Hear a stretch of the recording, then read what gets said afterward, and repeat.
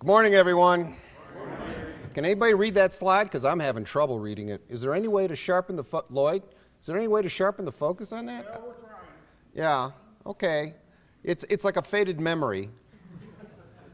It looks like the way I felt when I wrote it. Well, thank you, Lloyd. I was here speaking, I don't know, about 2 or 3 years ago, also in Cheyenne, also at the Little America, and Here, use this. Just hold it in your hand. all right. And, oh boy, that's almost too loud. And I've had other invitations from Lloyd to come back. And for some reason, the dates always were, I don't know, wrong, And then when Lloyd and I discussed it last year, I once again volunteered to say, yes, I'm going to do it this time. I'll be there on February 4th. And then I don't know what it was. I checked a couple weeks later. And I had a board meeting of my own on, today. And I said, I can't let Lloyd down one more time. I'm not going to do that. And so I had my board move its meeting. So, I mean, that shows you some level of priority. But that was before I even knew that Lloyd was thinking of moving on and going on to do something, other than being the executive director of the Wyoming Infrastructure Authority, where I think a couple of obvious things. He's done a great job. He's obviously enjoyed his tenure here, and he's going to be missed by those who don't know him well. But others might also miss him. But I understand he might come back from time to time. He is a character. He's tough shoes. How do they say it? Tough shoes to fill. I think that's going to be the case. He's a mover and a shaker, and you don't see a hell of a lot of those in our industry. You see some, but not a hell of a lot. So when he asked me to come speak, like I said, I moved my board meeting to accommodate Lloyd's calendar, your calendar. And so in honor of your service here, Lloyd, I'm dedicating my speech today to you. Better be a good one, I suppose, on the other hand. We'll see how it goes. And I guess I'll have to read what it says on there, because I don't think there's any way possible that you folks can read what's on your iPhone and see what's on the screen at the same time. That's why we have meetings, right? So we can come to a common place and read our messages and send messages to. I'm just as guilty as all of you, so I understand.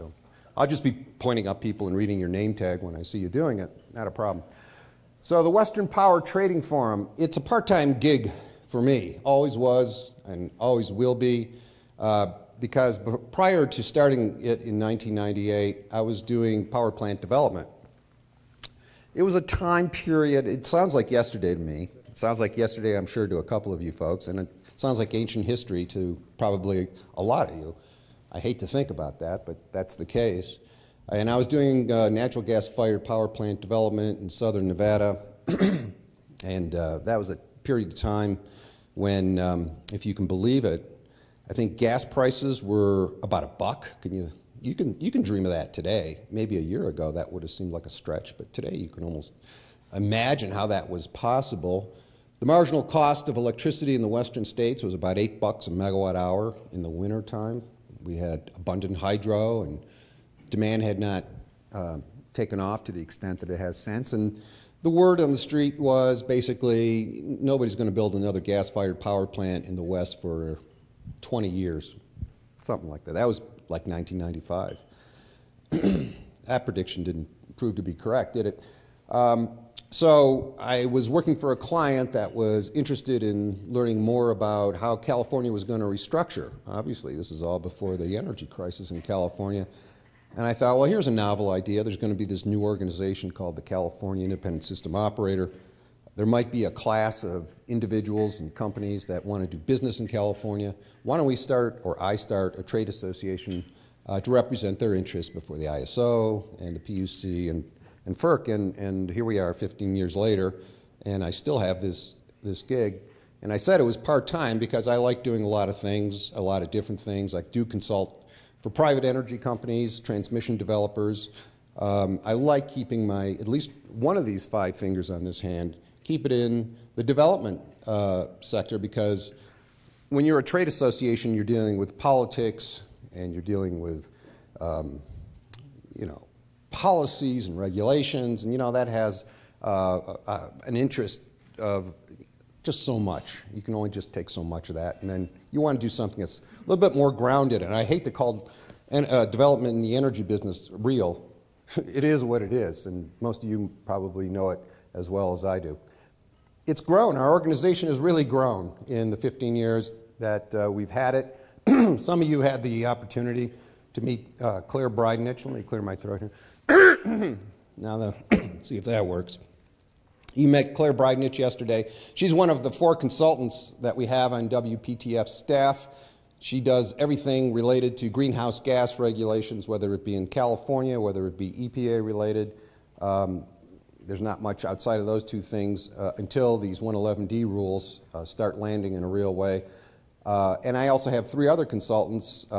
Some of you might know Energy Strategies, a firm in Salt Lake City. Scott Gutting, my friend, and one of his colleagues, associates. Caitlin Leotiris runs our WECC group. Show of hands, everybody knows what WECC is, right? I don't need to define those terms. How many people don't know what the term WECC means? I knew, no, oh, okay, we have. Then I will not resort to using that. Let me explain. WECC is the Regional Reliability Coordinator, the Western Electricity Coordinating Council, I believe. And it reports through a chain that includes the National Electric Reliability Corporation, I think it is, to FERC. So every part of, actually North America, that's electrically interconnected has a region that coordinates reliability. So in the western states, that's 13 U.S. states, 2 Canadian provinces, and 2 Mexican states are all part of the WECC. So, and if I use a term that, you've never heard before and you don't know what it means, just flag me. It doesn't make much sense for me to talk about something and you don't understand what I'm talking about. My job is to talk, your job is to listen. If you finish your job before I finish mine, I don't know if that's going to be such a good deal, right? So we're right now, actually, we just added 2 more members this week, 78 members, and it's a very broad family of membership. Some people say, well, I don't get it. A trade association is supposed to have a narrow focus. You're supposed to advocate, for the individuals or member companies in a very specific way. And I agree with that, except I find that you get more rational policies if you have a broad-based group, especially when you're trying to design and influence something such as, electricity policy as it goes forward, renewable policies, maybe you're at a federal or state level. So I'm not kidding you when I say we open the doors for everybody. We have generation asset owners, all the ones you know, all the ones that have major development projects not only in the West but across the country, small and large. Wholesale power marketers, traders, those are banks and private entities that do trading. Investor-owned and public utilities. PG&E and San Diego Gas and Electric are both members of WPTF. BPA, WAPA, members of WPTF. Why do they join? Because they want to get the information. They're not so interested in advocacy. They can, as government agencies, handle advocacy on their own. But they're interested in the information of, how is trading evolving and who's developing new projects. And I'm going to be talking about one such large project that affects everybody in the West in a moment. It's part of my talk today. And by the way, how much time do I have, Lloyd, so I don't go over? Till noon? I can talk till noon. Rich, you don't mind, do you? How long do you want me to talk till? You can talk another 15, 20 minutes. Okay. I'll keep to that. And then we have professional firms such as law firms and consulting firms. And you can check our brand new website, which Claire, by the way, was instrumental in designing and executing at www.wptf.org, and I assure you it's easier to read our website screen than it is this slide, right? So let's see if this arrow here does what I need. Yeah, it does. Okay, so my own private consulting firm is Foothill Services Nevada. That's because a few years ago, well, actually now it's 10 years. Wow, time does shoot. I spent 26 years in the Bay Area, and then I moved to Lake Tahoe, Nevada side. A couple weeks ago, I don't know, maybe it was in November or December, somebody I've known since I was in grade school, just by coincidence, our paths keep on crossing, and he's now in charge, he's CEO of a major restaurant chain in the Southwest, Rubio's. Anybody ever eat at Rubio's? Very popular. 2 people, 3. Okay, good. 4. They have about 220 stores. And he said, Gary, we're getting killed on our energy costs. Is there anything we can do to buy our own supply or do something along those lines? And I wrote him an impassioned email. He's a good friend. And I said, well, your problems are everybody's problem. You're just going to have to face higher and higher electricity bills, as do your competitors. I'm sure they're sitting there and having the same problems you are. To be honest with you, for me, I only lowered my energy bill when I moved from California to Nevada. And that cut my energy bill by, 3/4. And that's the best advice I think I could give them. So today, let's see, how do I go? It worked once. What's the magic? At the screen. Great. A room full of experts. Come on, somebody help. It worked the first time. You had it backwards. I had it backwards. This is turning out to be a story, I can tell. Great. Oh, Lord. Okay. Somehow or other, I think I lost the slide, but that doesn't matter. Okay, I got it now.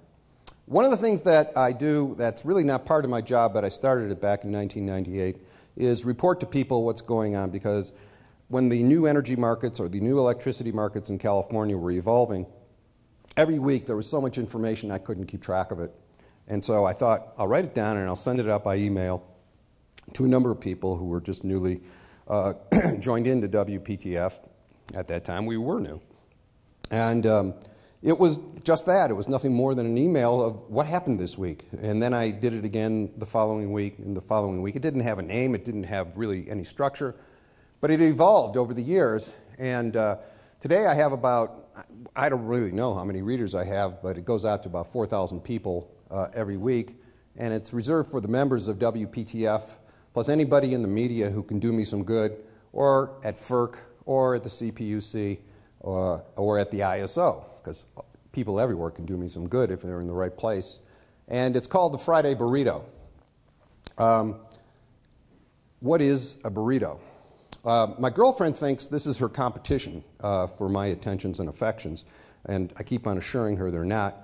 But it's just a stream of consciousness of things that I collect that come across my computer, that people email to me.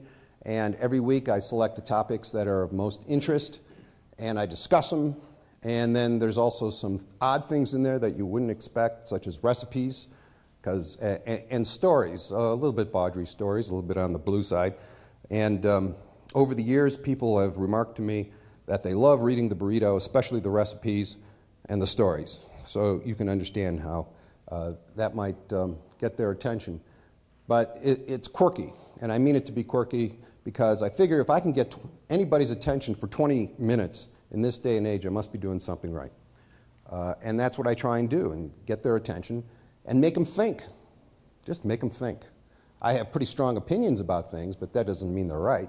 It just means I'd like you to start thinking and then rebut and tell me I'm wrong and tell me why I'm wrong. So today, for example, this afternoon, while it's snowing outside, it's perfect weather for writing another burrito, which is about every week, 10 to 13 pages, and emailed out to the people on my subscription list. So today, what I want to talk about in the time remaining is the energy imbalance market. Show of hands, how many people have heard this term before? That's good. That'll help. How many people have never heard of an energy imbalance market? A couple. So I'm going to go slowly in the sense that I want to make sure you do understand it and appreciate what it is we're trying to talk about. We know we already have markets. We have them in California, that is to say, power markets. We also have power markets on a wholesale level across all parts of the country, including the western United States, run on trading platforms such as ICE. And maybe some of you have Intercontinental Exchange is what ICE stands for. And I'm going to motivate a little bit why there's another one called Energy Imbalance. What does it do, and how is it progressing, and what does it mean for those of us who transact electricity in the West? And then I'm going to close and spend a few minutes on what did Governor Jerry Brown, who was just reelected for his 4th term as governor of the state of California, what did he mean in his inaugural address, in his State of the State speech, when he said by 2030 we're going to have 50% renewables and half, what did he say? Half the automobile, or he's going to cut the automobile fuel emissions in half, I believe, by 2030 as well. I don't think he's going to be governor in 2030, but then again, you know, he's on his 4th term. Let's not bet against the trend.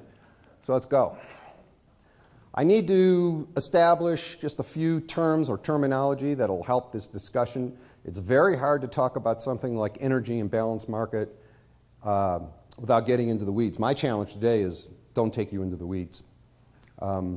This is the kind of topic that I advise people in my business that if you're at a party or a social function or with family and friends and they ask you what you do for a living, lie. Just tell them you're an attorney or something else, because if you actually told them something about energy imbalance markets, you'd get that glassy-eyed stare, and suddenly they would remember something they forgot in the other room, or they left their car keys somewhere else that they have to go look for them. It can bring a party down pretty quickly. But for our purposes, you're stuck. So let's go to it. Let's think of a grid, and what I mean by that, a grid being an interconnection of generators and load and transmission and substations, you know that stuff. And then we have real-time prices at each node, but you don't know what a node is, but you're going to find out pretty soon. And you don't know what real-time is, but you can pretty well get it. It's not from yesterday, it's not from 3 hours ago, it's not from an hour ago, it's like what's happening in the next 5 minutes. That's real-time.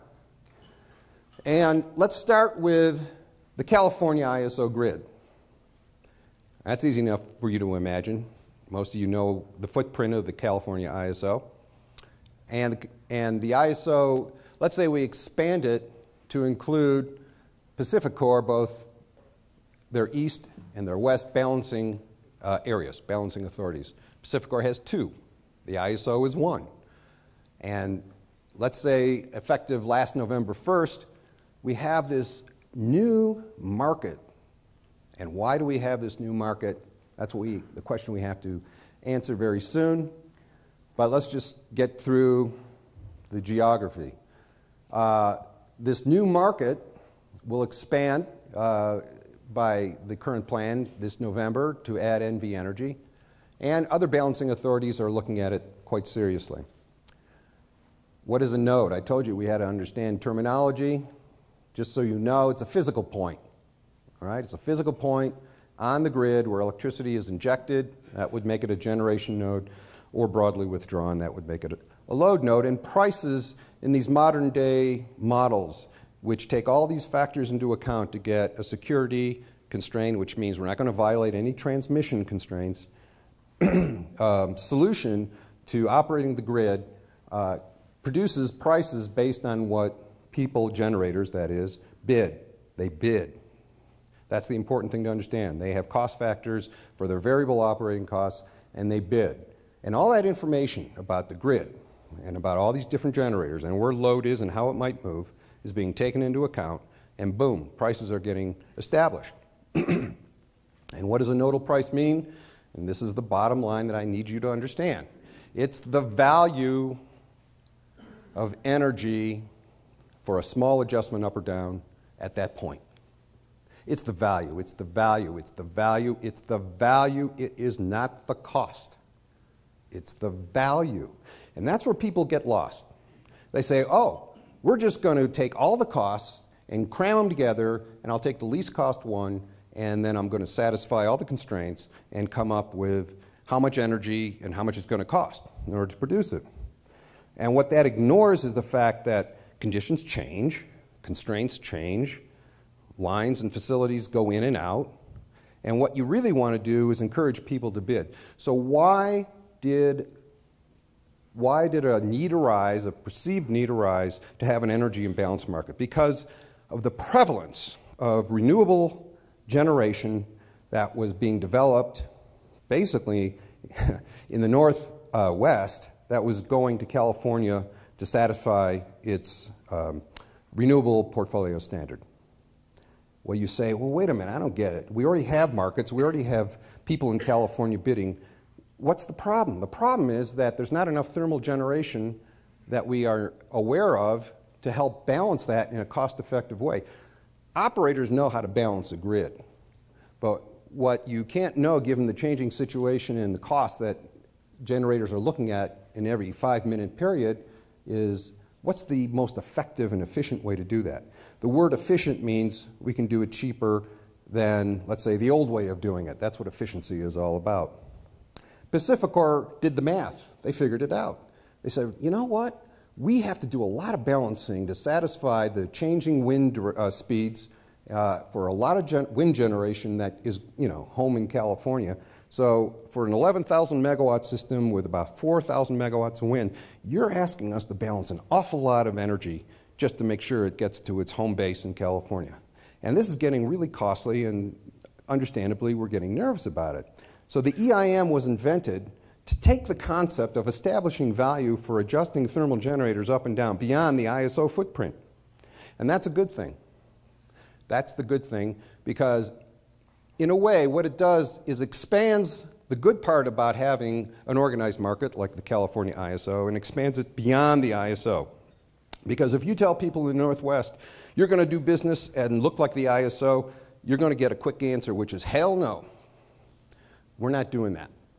So the EIM was a concept that is a platform that allows a computer system, basically, to value the information regarding the bids that are coming in from the generators that can adjust their thermal output up or down and thereby establish the value of energy for balancing the grid. That's as simple as I can make it, I suppose, and it'll be tough to repeat, but it'll give you something to think about, I hope.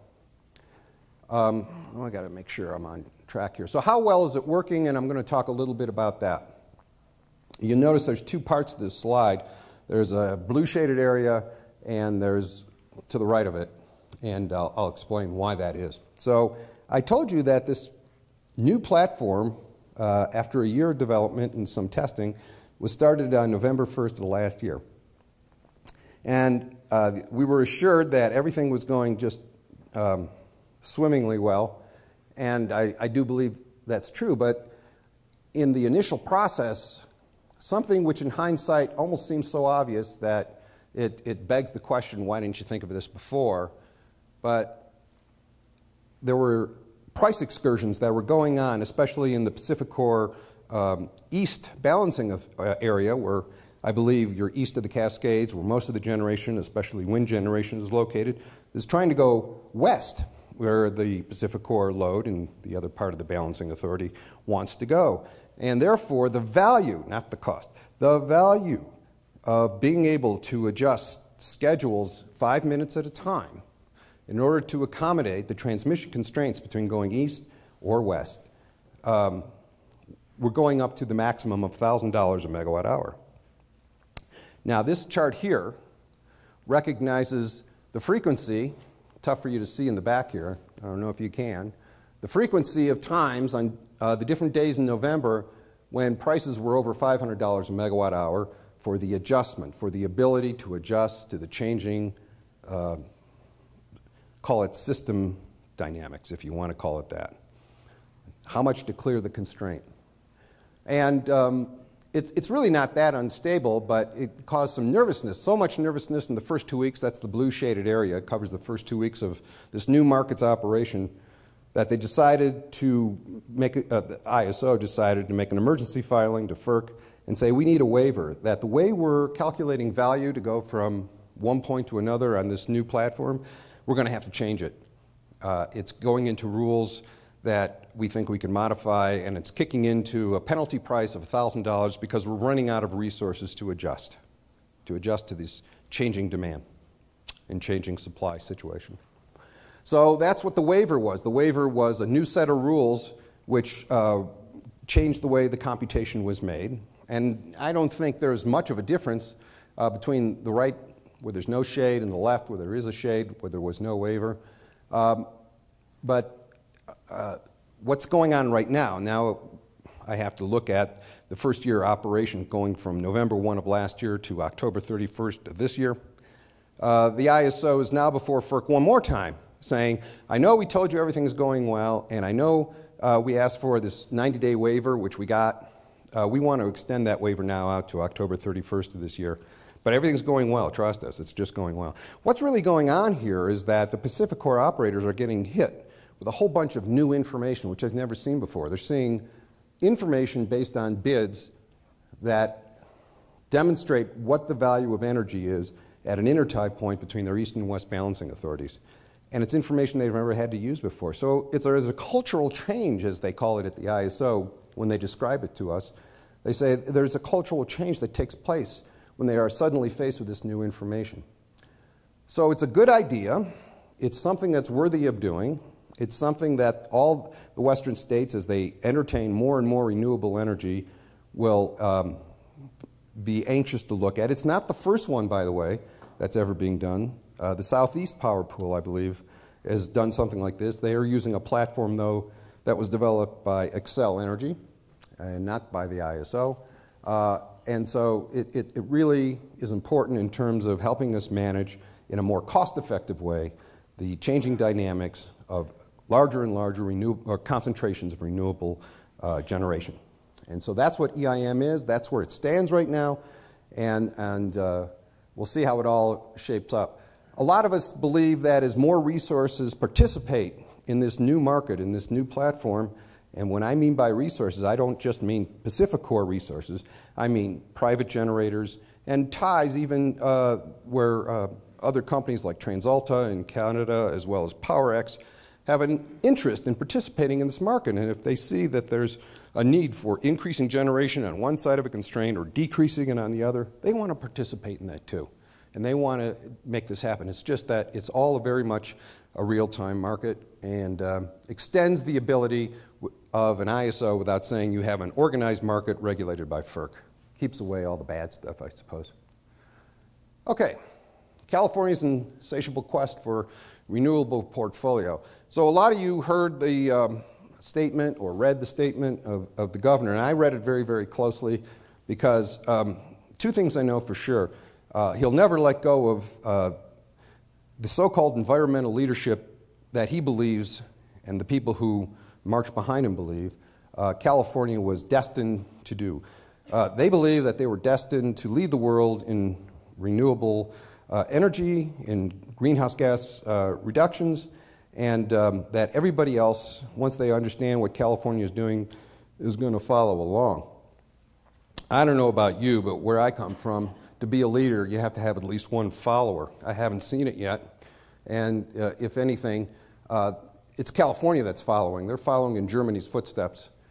Germany has made all the same mistakes. They've shut down their 8 nuclear power plants. They've put massive subsidies on installation of solar and wind in that country that so far the public is willing to pay. They haven't applied those payments to industrial customers, but they let the commercial and residential customers pay for it. But it's starting to come apart at the seams. As a matter of fact, they're building brand new lignite coal plants. I believe it's lignite, as a matter of fact. I might be wrong about that.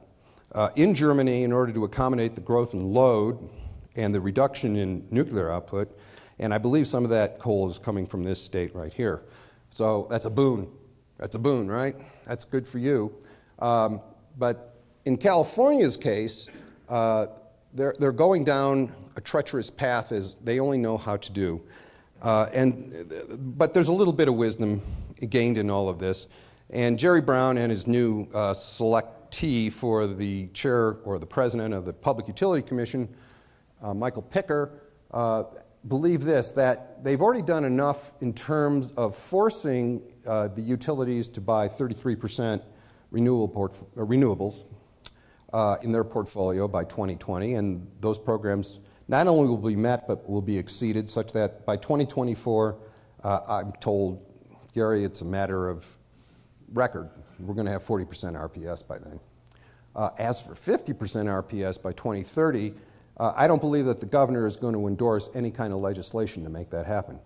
The belief is that the economics will be good enough such that the utilities will want to buy more renewable.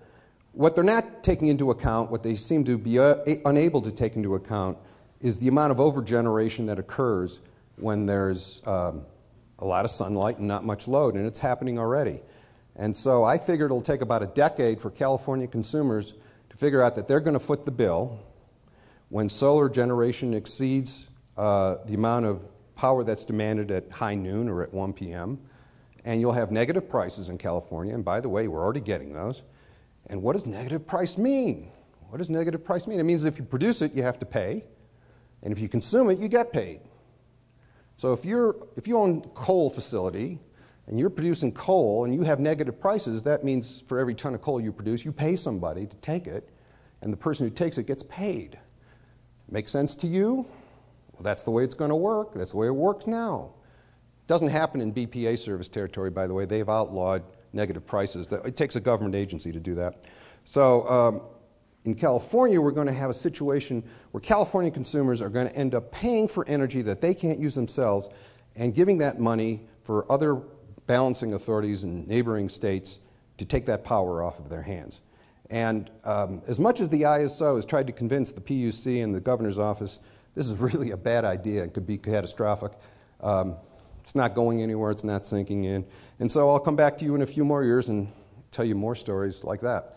And you know what, Lloyd? I'll leave the last 5 minutes for Q&A. If there are Q, I got A. Okay. Thank you. That's a good sign for you to do this. That's enough.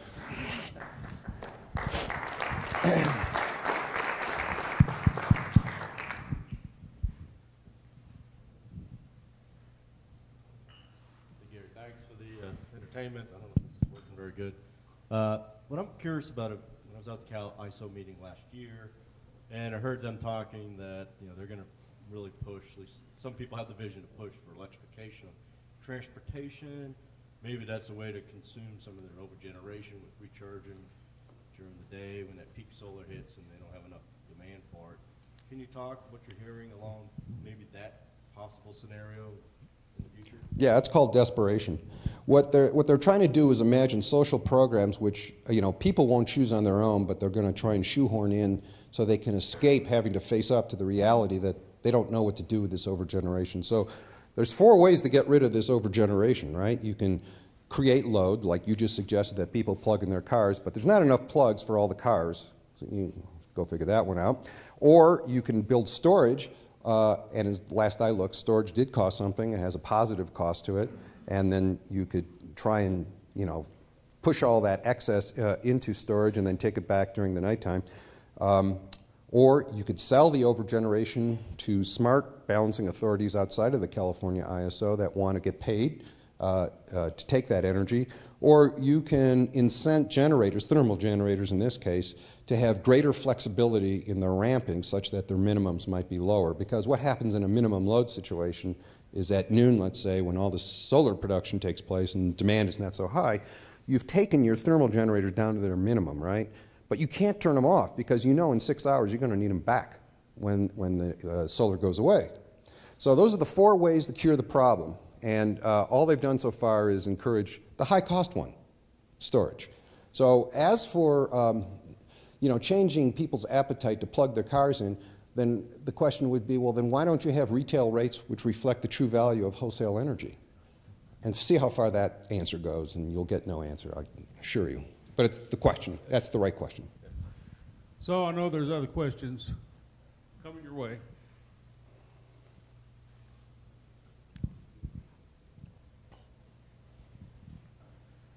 You're almost in Colorado. Hi, Gary. Hi. Dave Smith with Transwest Express. I heard you mention that there are 4 ways that, I forget what I just said. We're trying to solve. Yeah. But there's 4 ways to do it, and that seems to be the mantra in California. We believe that diverse renewable resources, particularly wind from Wyoming, could be the 5th option. And how would you suggest we get that actually put forward as a 5th option, and maybe the first option, because it would be low cost and wouldn't cause all the social engineering that you described or anything else? Right. You should have, Phil Anschutz should have had a conversation with Jerry Brown about 3 years ago. Now, since we can't go back in time and done a deal, you only have 2 hopes. One, that somehow or other there's going to be curtailment provisions in the solar contracts that will cause a civil war and make attorneys rich and solar asset owners poor. One of those outcomes is sure to happen. I'm not sure which, though. Probably the attorneys getting rich. But there would have to be enormous curtailment provisions, because what you're suggesting is that with a diversification of the renewable portfolio, such that you have high-quality wind coming in the afternoon instead of using and balancing around, let's say, the solar, and I'm assuming, too, it would be on a DC intertie, so you even have better control of it than doing so. You know, it's just then, it's a good idea. It's an idea that should have been pursued long ago, but, you know, California's crazy way of doing things, they're protecting the unions in the state by saying, well, we don't want more than 10% out-of-state renewables in our state because we want to give jobs to the union, you know, hard hats. And that's been the case for now, and I have to believe for the next 3.9 years, that's going to be the way it's going to go. So opportunity lost is the way I'd say it, unless you have access to large storage facilities outside the state of California that might be able to bank that energy and then sell it at a time when it's most valuable. It won't be most valuable at noon. This we know because you'll have negative prices, right? But it will be more valuable during the ramps in the morning and in the evening. So going about it means going at risk, I think. Yeah, back to the EIM. Do you ever envision this could be a precursor to a completely integrated WAC? That's the first part. And the second part is there any impact to California reserve margin calculations? Meaning, do they have access to, in theory, more capacity, meaning that they would add that to their reserve margin? Or is it simply a 5-minute energy balancing play that's strictly kilowatt hours? Okay, let's do the second one first, and I might have to go back and have you refresh me on the first one. It's only energy. It's not capacity. So there are tight limitations on both capacity in terms of the transmission grid that's available for using, you know, these 5-minute interchanges as they might want to occur given the bids that are established, and not capacity. This is all last-minute stuff in a way. Now to your first question was on, remind me. See, if I talk to somebody at WEC, they say we are completely integrated. The answer is yes, hopefully. Yes, hopefully. That's my hope. That's why I'm very supportive of the EIM. I think it makes a lot of sense because, in a way, it expands the breadth of the California ISO concept without being an ISO. Certainly, the ISO wants to do that. The problem that they're going to have to overcome is the governance. Right now, the governance of the ISO is a state political thing. The governor appoints the 5 governors, and they're confirmed by the California State Senate. So now there's a special blue ribbon task force of 11 individuals which are actually asking the question, how do we go about setting up governance so that it's broader and not as, it basically you wouldn't, no one's going to belong to an EIM platform if the state of California has control over it. It's just a non-starter. Anybody disagree with me on that? Anybody from the state of California? So, Gary, we are at our time here, but would you agree that, well, no, not you agree. Does California realize they're long solar? They don't care. As a matter of fact, they revel in that. They think it's the greatest thing. This is the whole concept of being leaders in their class, that everybody's going to come running when they see how smart they've been. But I'm betting on the other side of that. I'm betting that it's going to crash and burn before it ever gets to the point where they get their way and I don't get mine. Look, energy policy over the last 25 years in California has come about through disaster. So if you're doing scenario planning, just plan for the next disaster, and I think you pretty well have where California's headed. And is it a good number to say that there's about 6,000 megawatts of solar connected and 7,000 that's been contracted that is yet to be connected? Those numbers are a little high. It's, let's see now. It's, you said 6,000 now, yes. and soon to go to 8,000. And I could see 10 to 11,000 megawatts of solar capacity by 2024 or 2025. And after that, I don't think anybody quite knows because it depends a lot on how distributed solar, takes off. And it's taking off right now because the rate designs encourage it. But guess what? The people who don't have solar on their rooftop are going to get higher and higher bills, and that'll be another civil war and another storytelling and another episode that I'll come back and tell you about when it happens. And I mentioned this to you, and I mentioned it to some of the folks here, but last week our board of directors authorized the commissioning of a new study that is going to, our mutual good friend Jim Detmers is going to write a white paper report on new metrics for acquiring renewable energy. Has nothing to do with capacity factor, but that's going to be finished in May. I'm predicting you'll like it, so we'd appreciate you covering that when it comes out and telling us, like you always do, exactly what you think. And then also, you know, either have you back or maybe, you know, dedicate one of your burritos to all the good things that are happening in Mexico. Mexico, oh, that's an exciting area, by the way. Last week, the CFE, everybody know what CFE stands for. It's the name of the state-owned utility that runs the whole country. There's Pemex for oil and gas. There's CFE for electricity. They issued competitive tenders for 12 new projects over the next 3 to 6 months that the bids are going to go out, and it totals about, I don't know, over $2 billion, US dollars. Members have told me, they've pulled me on my lapel and they said, Gary, forget California, the real action's in Mexico. And for the last 6 months I've been studying it very closely. And you know what? They're so right that I additionally see a play for U.S. generation, that is to say gas-fired thermal generation in the Southwest playing a role in selling energy into Mexico. Concept that I never even would have dreamed about even a year ago, but I can see it. I can see 3,000 to 4,000 megawatts going south. And that might change the economics of thermal generation, which for all the reasons that I've told you about here today, and especially about the large insweep of renewable energy that has depressed thermal energy prices, that might be their savior. Don't know. We'll find out.